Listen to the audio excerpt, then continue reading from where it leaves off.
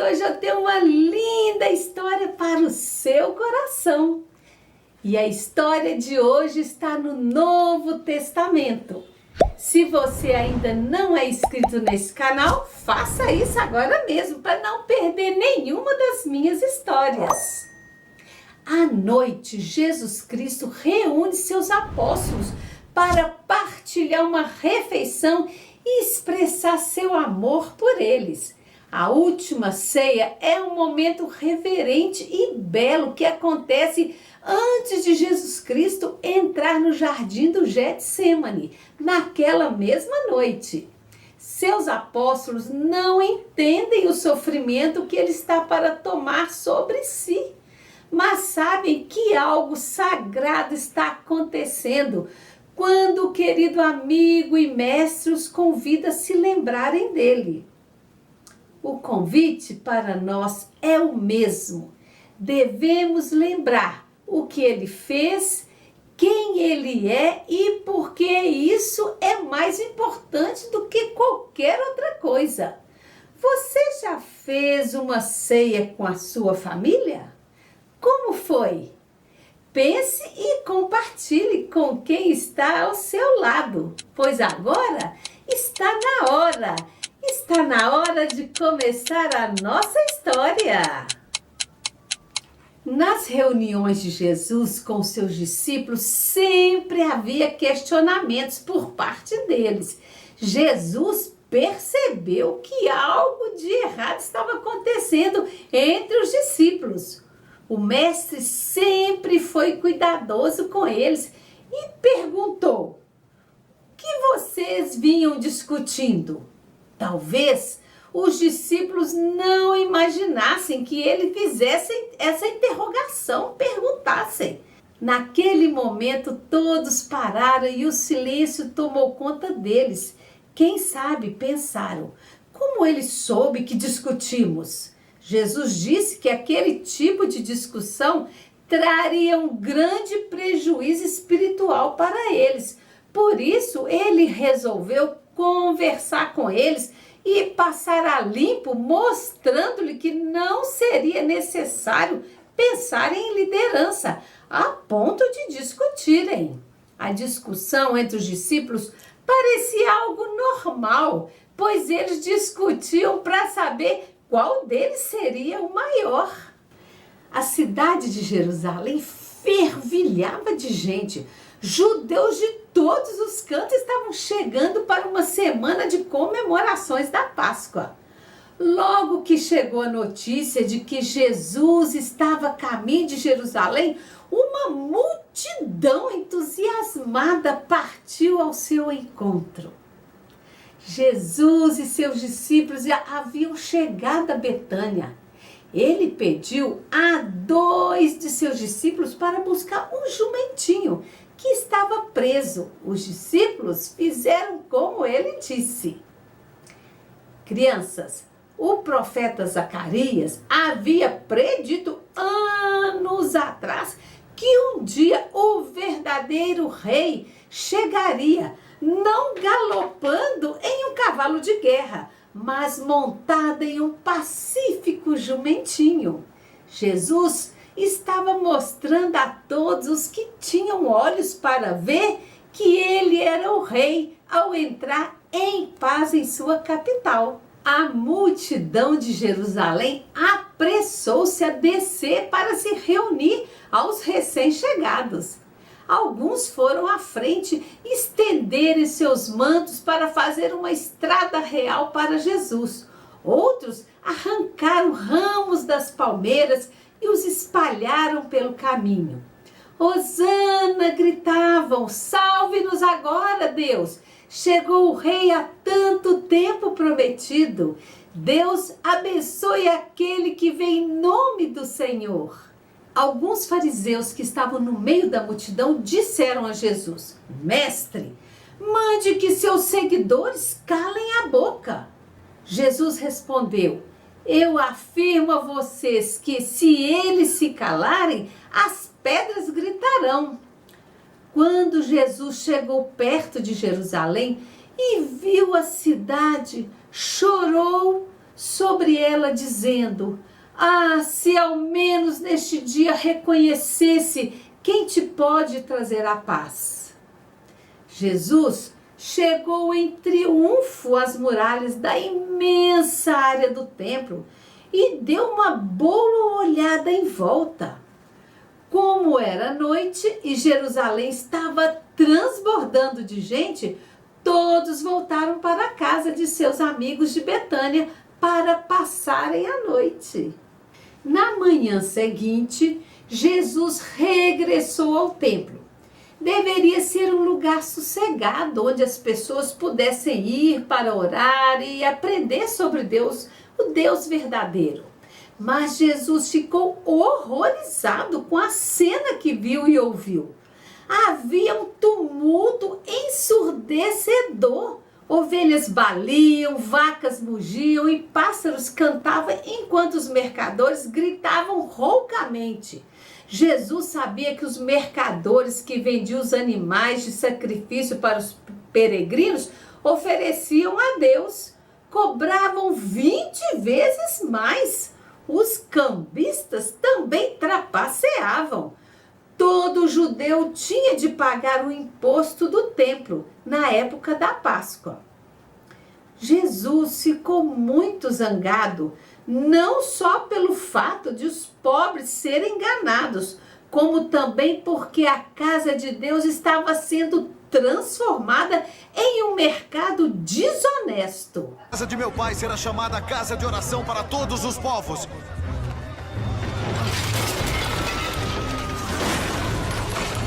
Mas vocês fizeram dela um covil de ladrões.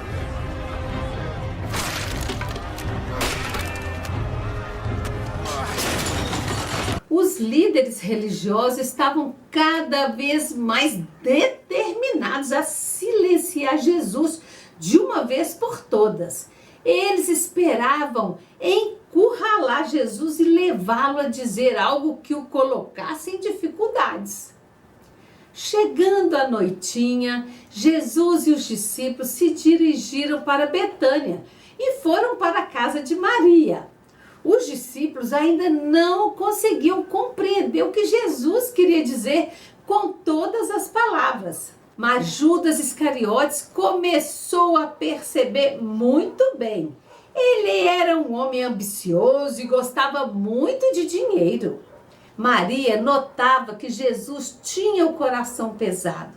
Saiu da sala em silêncio e voltou imediatamente segurando um grande, belo frasco cheio de um perfume muito caro. Maria dirigiu-se a Jesus, que estava reclinado no divã junto à mesa, e despejou todo o perfume sobre os seus pés descalços. Depois, enxugou gentilmente as gotas de perfume com seus longos cabelos. Jesus ficou contente, confortava-o o fato de que alguém tivesse entendido e lhe dado tal amor e atenção. O aroma começou a encher aquele ambiente, um cheirinho tão gostoso do perfume. A voz áspera de Judas quebrou o silêncio que se havia estabelecido. Que desperdício! Pense no preço desse perfume. Podíamos tê-lo vendido e dado dinheiro aos pobres. Crianças, na verdade, Judas não se preocupava muito com as pessoas pobres. Na verdade, queria ficar com um pouco de dinheiro para ele. Talvez os outros discípulos não soubessem nem percebiam como Judas era. Mas Jesus sabia o que se passava no coração de Judas. Ele era um homem egoísta que deixou seu amor ao dinheiro se tornar mais importante que o seu amor a Jesus. Deixe Maria em paz, disse Jesus a Judas. Ela fez algo belo por mim. Minha morte está próxima. Não estarei com vocês por muito tempo, mas os pobres sempre estarão aqui. Vocês poderão dar algo a eles sempre que quiserem. No futuro, sempre que as boas notícias sobre mim forem contadas, a história do amor e da generosidade de Maria também será contada. Imediatamente, Judas saiu. Ele estava ficando cansado de esperar que Jesus se tornasse rei. Parecia não compreender que Jesus tinha vindo para morrer por nossos pecados e ser nosso Salvador, não o rei dos judeus. Judas sabia que os sacerdotes, os chefes da nação, precisavam de alguém da intimidade de Jesus para ajudá-los, se quisessem ter êxito em prendê-lo. Alguém que lhes dissesse onde encontrar Jesus quando as multidões não estivessem presentes. Judas encaminhou-se para o templo. Sabia que nele encontraria os membros e os sacerdotes do conselho. Foi direto ao chefe dos sacerdotes e disse: quanto dinheiro vocês me darão, se eu lhes disser onde e quando podem apanhar o homem que querem? Isso era bom demais para ser verdade. Eles não esperavam ter a ajuda de um dos próprios seguidores de Jesus. 30 moedas de prata, eles prometeram. Judas traiu Jesus, traindo o homem que sempre o amara. Ele se afastou, pensando em como cumprir seu compromisso com seus novos mestres. Havia chegado o dia da ceia da Páscoa. Jesus entrou com seus discípulos na sala do piso superior da casa em Jerusalém. Estavam todos com muito calor e empoeirados depois de terem caminhado penosamente pelas ruas cheias de gente.